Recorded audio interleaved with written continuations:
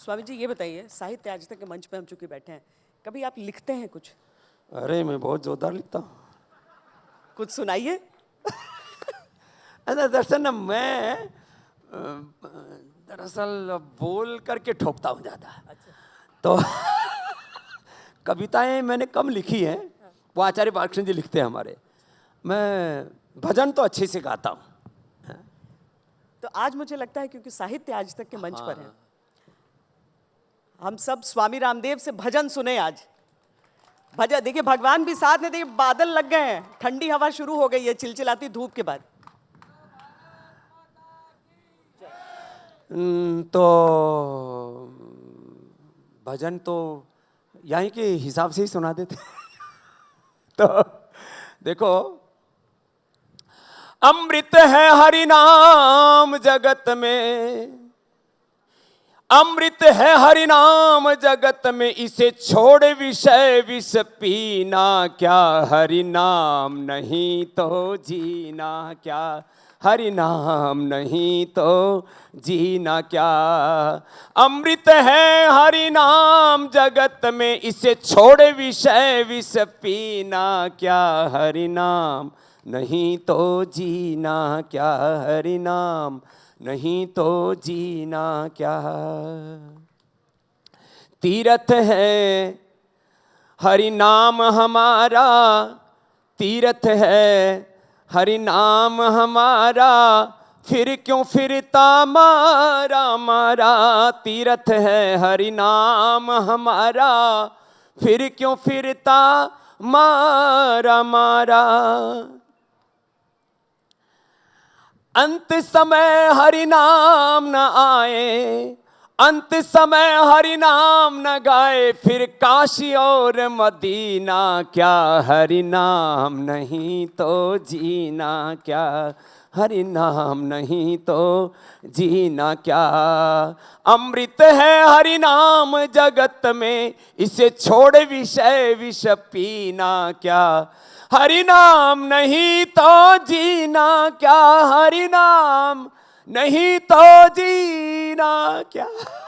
तो देखो, भगवान का नाम उसको छोड़ करके कोई कोल्ड ड्रिंक पिए जा रहा है, कोई पता नहीं सॉफ्ट ड्रिंक के नाम पर, कोई तो उसे पूरा का पूरा ड्रिंक ही पूरा पिए जा रहा और आदमी खोखला हुए जा रहा है। इसलिए सब साहित्य में दो हर तरह की बात है। साहित्य में अश्लीलता भी है और साहित्य में शालीनता की भी पराकाष्ठा है, ज्ञान की भी पराकाष्ठा है, सौंदर्य की भी पराकाष्ठा है, और वो सौंदर्य में सात्विकता भी है। लेकिन जो समाज अश्लीलता की ओर, कामुकता की ओर, विलासिता की ओर बढ़ा, ये इतिहास गवाह है इस बात का, वो नष्ट हो गया।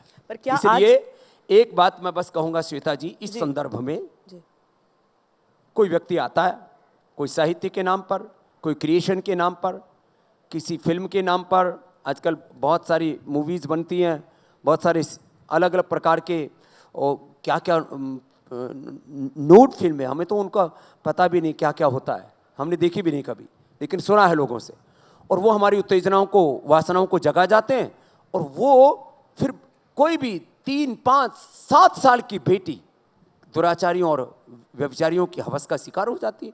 तो ये जो आग लगाने वाले लोग हैं, कोई भोगों की आग लगा रहा है, वासना की, कोई अलग अलग प्रकार के विद्वेष की आग लगा रहा है, हिंदू और मुसलमान के नाम पर हमें लड़ा रहा है, कोई और बेईमानी की आग लगा रहा है, दूसरे लोग आग लगा करके चले जाते हैं और जलता है समाज। तो ये इस जलन और तपन को हम बुझाना चाहते हैं, और उसके लिए योग की अलग जगाए हुए हैं।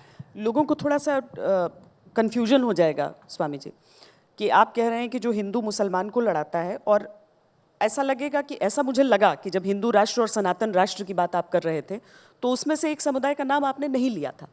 तो जो लड़ाने की बात, देखो, उसमें मैंने ये कहा कि जो भारत का जो सनातन धर्म है जी, वो भारतीय मिट्टी से उपजे हुए मत, पंथ, संप्रदाय, गुरु परंपराओं के बारे में डॉक्टर बाबा साहब अम्बेडकर, जिनका ये के नाम से बहुत बड़ा पार्क है, उन्होंने भी कहा हमें आयातित मत, पंथ, संप्रदायों की जरूरत नहीं। वो ईसाई भी तो हो सकते थे, वो इस्लाम को भी तो कबूल कर सकते थे, उन्होंने बुद्ध को क्यों स्वीकार किया?